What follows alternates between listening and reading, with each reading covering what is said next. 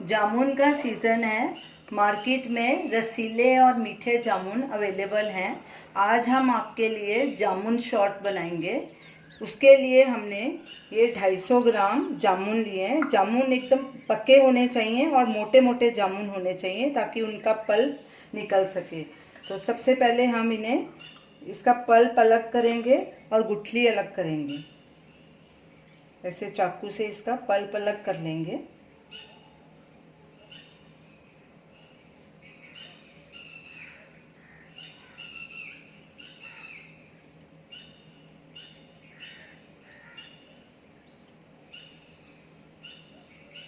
और इसी तरह सारे जामुन का पल्प निकाल लेंगे और गुठलियाँ अलग कर देंगे। जामुन का पल्प हमने निकाल लिया है और गुठलियाँ इसकी अलग कर दी हैं। अब इस पल्प को एक एयर टाइट डिब्बे में डाल के फ्रीज़र में 3-4 घंटे के लिए फ्रीज़ करेंगे। इसे ज़्यादा कड़क नहीं करना, फ्रीज़ होना चाहिए, ज़्यादा हार्ड नहीं होना चाहिए। अब ढक के इसे हम फ्रीज़र में रख देंगे। जामुन हमारे फ्रीज़ हो गए हैं। ये देखिए, ये सॉफ्ट हैं, ज़्यादा हार्ड नहीं है।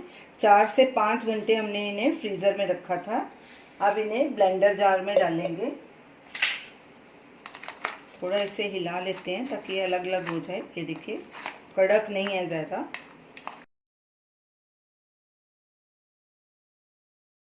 दो टीस्पून पिसी हुई चीनी डालेंगे। चीनी हम अपने हिसाब से डाल रहे हैं क्योंकि हमारे जामुन मीठे हैं। अगर आपके थोड़े खट्टे हैं तो चीनी ज़्यादा भी डाल सकते हैं। आधा नींबू का रस,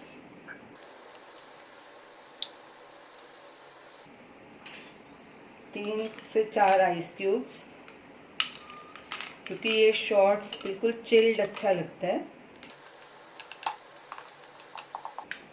अब इसे ब्लेंड करके इसकी फाइन प्यूरी बना लेंगे।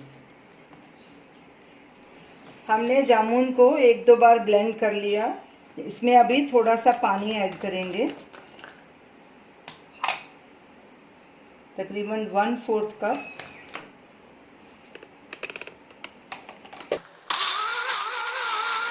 हमने 1/4 कप पानी डाला था, लेकिन अभी भी काफ़ी गाढ़ा है। 1/4 कप हम और डालेंगे और इसे फिर से ब्लेंड करेंगे।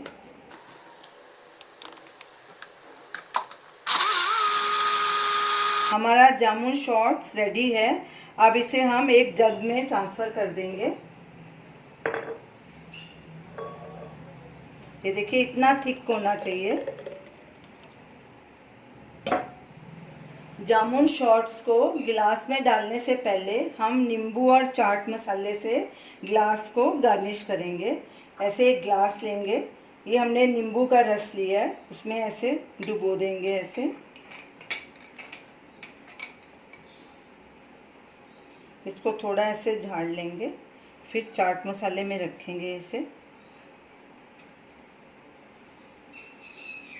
ये देखिए, ये ऐसे उस पर सब तरफ लग जाएगा। ऐसे ही दूसरे ग्लास को भी कर लेंगे।